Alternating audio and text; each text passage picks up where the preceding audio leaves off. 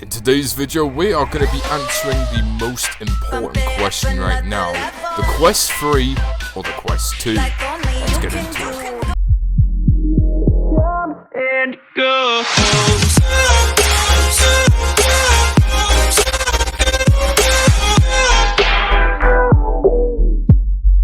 So first things first, we're going to have a look at the sizes of both of the headsets.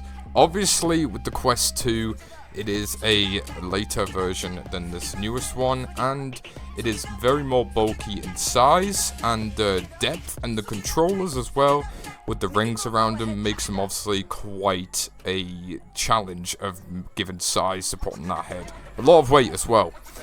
Then, with the Quest 3, obviously, with one of its main features, it's the whole thing with it being smaller, and the controllers being smaller, more easier to hold, and not much weight being on them, which is ideal.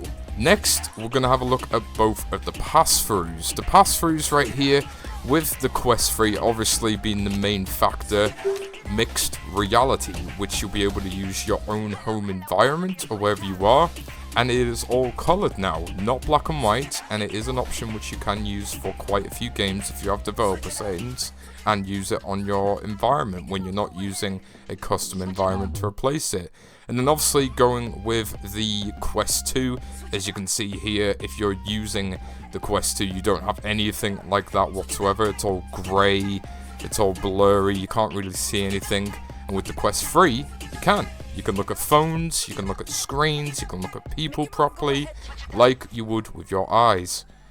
Now with the Augmented Reality, Mixed Reality setting, I just want to mention, I feel like this is going to be a really big selling point for the future of VR, and especially for the Quest 3.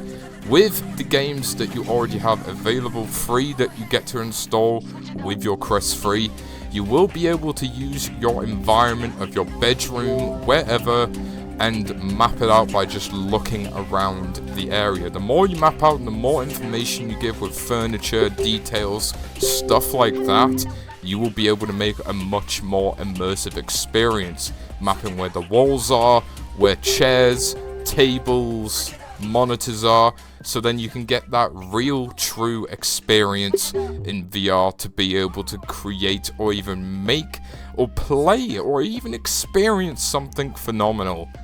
Now, just like the example of this clip right here, you will be able to use and implement mixed reality with the Quest 3 with some games like this. So with both maps on the Quest 2, you are able to go and spawn in NPCs, play as Ford, be any avatar you want, and fully interact with the characters like they are in your environment. Obviously, bigger the space, the better, but this is what I mean.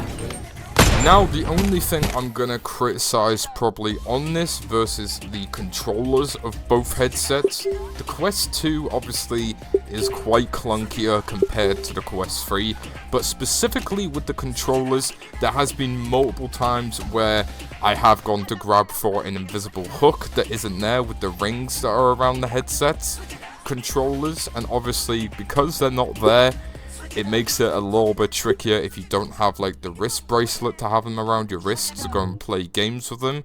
But obviously if you do have quite large hands and you aren't able to hold them very well, you're probably going to have a rough time using them, but that just depends on the person.